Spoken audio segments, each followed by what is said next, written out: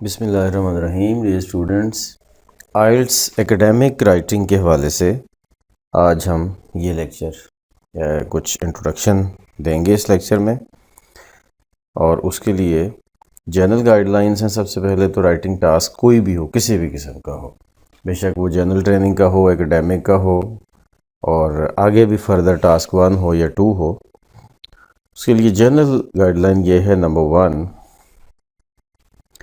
Word limit के हवाले से कि अगर वर्ड लिमिट बहुत शॉर्ट होगी, यानी कि जो रिक्वायर्ड वर्ड लिमिट है उससे कम वर्ड्स लिखे होंगे किसी भी राइटिंग टास्क में, तो उसको पेनलाइज किया जाएगा, ऑब्वियसली उसको पनिश किया जाएगा और आपका स्कोर कम आएगा। लेकिन अगर कुछ थोड़ा बहुत ज़्यादा हो जाता है तो उसको पनिश नहीं किया जाएगा। तो इसलिए फिर एडवाइस यही किया जाता है कि अगर आपको राइटिंग जो वर्ड लिमिट है राइटिंग टास्क में, अगर वो 250 दी गई है ना, तो उसको हम थोड़ा सा मतलब 260 270 तक प्लान करें वर्ड्स को, ताकि कुछ ज़्यादा वर्ड्स हम लिख सकें, कम ना हो हमारे वर्ड्स, क्योंकि कम पे पेनलाइज किया जाएगा, ज़्यादा पे नहीं किया जाएगा। और हमारा जो टेक्स्ट है, जो हमारा रिटन टेक्स्ट है, वो रेलेवेंट होना चाहिए, कंप्लीट होना चाहिए, वेल कनेक्टेड होना चाहिए, लेकिन बुलेट पॉइंट्स नहीं, पैराग्राफिंग की फॉर्म में। और no plagiarism. No plagiarism means कि कहीं से कॉपीड मटेरियल नहीं होना चाहिए। ऑब्वियसली उनके पास प्लेजरिज्म के टूल्स होते हैं चेक करने के लिए, और अगर उन्हें कहीं से प्लेजरिज्म मिल जाए तो वो टेस्ट ही कैंसिल हो जाता है। इसलिए आपकी अपनी राइटिंग होनी चाहिए। और दूसरी बात यह है कि आंसर जितने भी हैं वो आंसर बुकलेट पे आपने लिखने हैं। क्वेश्चन पेपर जहाँ पे आपको वो क्वेश्चन शो किया जाएगा उसके ऊपर नहीं लिखने। एकेडमिक और जनरल ट्रेनिंग आइल्स में राइटिंग मॉड्यूल जो है वो डिफरेंट होते हैं, तो इसलिए ये वाला जो लेक्चर है वो सिर्फ़ और सिर्फ एकेडमिक राइटिंग के हवाले से है। तो एकेडमिक राइटिंग में 2 टास्क होते हैं जो कि टोटल 60 मिनट्स में आपने सॉल्व करने होते हैं।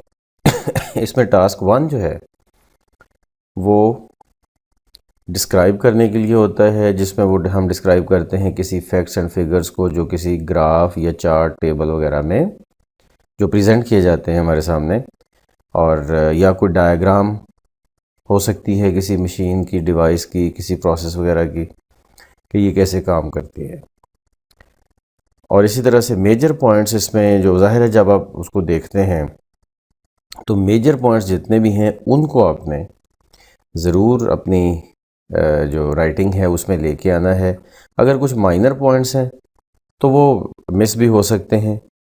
आप ये समझते हैं कि एक ओवरऑल जो डिस्कशन है उसमें वो माइनर पॉइंट्स जो हैं वो खामखा आएंगे तो वर्ड लिमिट बहुत ज़्यादा हो जाएगी, ये मेरा टाइम बहुत ज़्यादा लगेगा, तो फिर आप उसको साइड पे भी रख सकते हैं। 20 मिनट्स टोटल इस टास्क के लिए रिकमेंडेड है कि टाइम दिया जाए, जो कि रिकमेंडेड है। मतलब आपको टोटल टाइम दोनों टास्क के लिए 60 मिनट्स दिया जाता है। आप उसमें 30 मिनट्स दोनों तरफ लगा लें, आप उसमें 20 और 40 मिनट्स लगा लें, उससे एग्ज़ामिनर को कोई फ़र्क नहीं पड़ता। लेकिन ये भी एक बात है कि जो राइटिंग टास्क 1 है वो 150 वर्ड लिमिट का होता है, और राइटिंग टास्क 2 वो 250 वर्ड्स का वर्ड लिमिट का होता है। तो ज़ाहिर है ये 150 वर्ड लिमिट है तो इस पर कम मिनट्स लगाएंगे हम, और कम ही लिखेंगे क्योंकि इसके वर्ड लिमिट कम है, ताकि दूसरा जो राइटिंग टास्क 2 है उसका जो है वो टाइम अफेक्ट ना हो। ठीक है, वर्ड लिमिट 150 है। इसकी एग्जांपल्स देख लें। ये बार ग्राफ है एक आपके सामने, बार ग्राफ है, इसको समझना है। ठीक है, ये जैसा कि ये एक अलग है, मेल का बार ग्राफ है, ये फीमेल से रिलेटेड बार ग्राफ है। ठीक है, और हर बार के अंदर ये आप ये देख रहे हैं कि हर एंट्री का, इसको डेटा क्लासिफिकेशन कहते हैं, ये जो एक्स एक्सिस पे है, और राइट एंड एक्सिस वो जो वाई एक्सिस पे है, वाई एक्सिस पे इसको हम बोलते हैं मेजरमेंट्स। तो वो मेजरमेंट्स और डेटा क्लासिफिकेशन के हिसाब से अब देखें 2 बार ग्राफ्स हैं, इन दोनों को पहले तो अच्छी तरह अंडरस्टैंड करना है कि ये चीज़ क्या है और फिर इसके बाद उसको डिस्क्राइब करना है।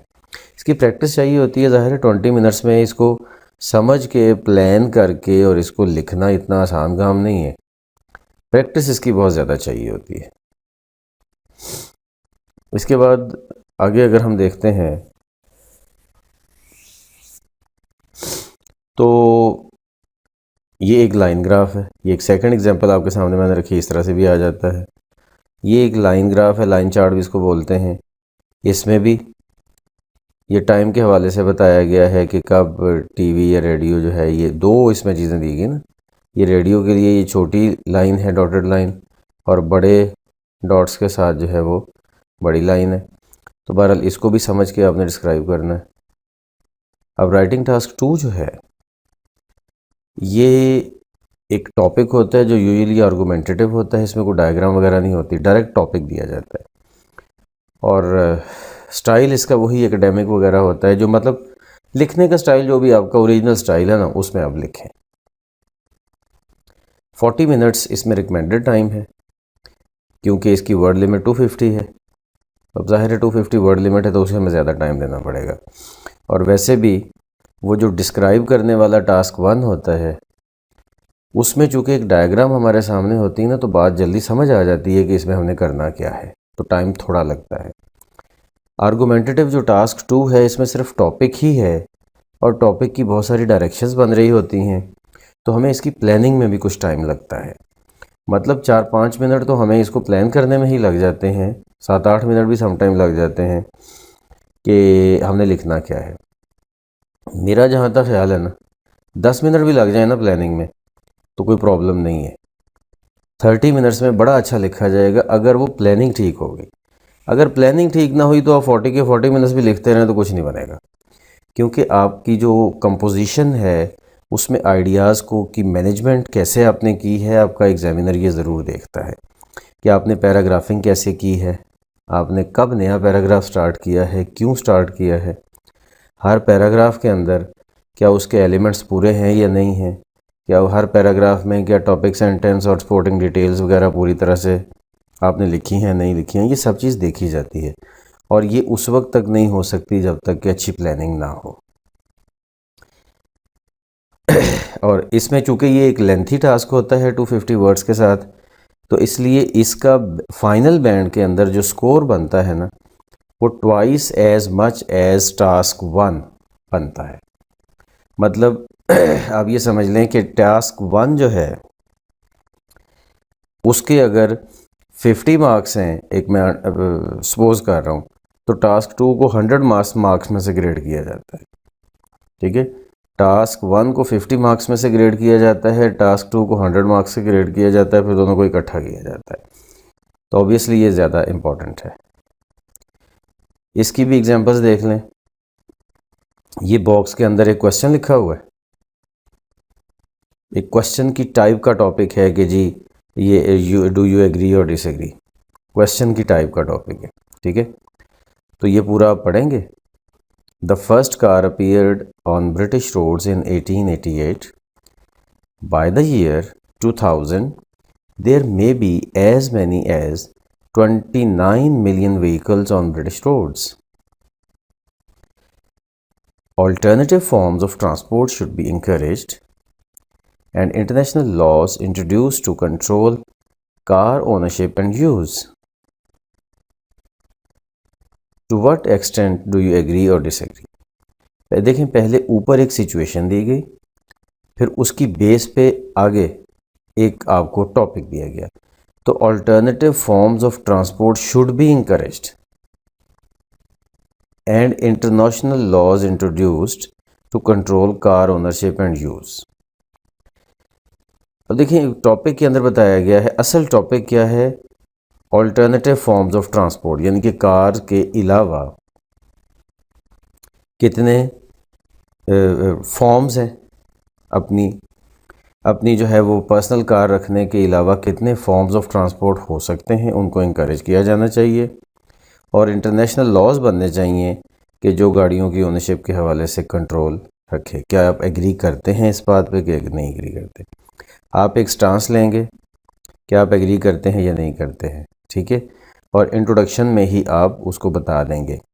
ये मैं अलग से हिंट्स दूंगा राइटिंग टास्क 2 के हवाले से, वो अलग लेक्चर बाद में आएंगे जिसमें आपको ये डिटेल में बताया जाएगा कि किस तरीके से आपने इसके स्टेप बाय स्टेप करके इसको लिखना है, ठीक है। तो आप बहरहाल एक साइड लेंगे, या आप एग्री करेंगे या डिसएग्री करेंगे, लेकिन आप ऐसे के पहले ही सेंटेंस में ये नहीं बताएंगे। वो मैं आपको उस हिंट्स में आगे बताऊंगा कि कैसे आप ये इसको डील करेंगे।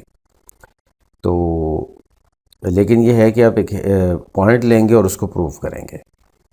अच्छा, इसी तरह से एग्जाम्पल 2 आप देख लें, उसमें भी एक इसी तरह से टॉपिक दिया हुआ है। टॉपिक में पहले एक सिचुएशन है, उसकी बेस पे ये टॉपिक है, और आप उसमें एग्री या डिसएग्री करते हैं, उसकी बेस पे आपने अपने पॉइंट को प्रूव करना है।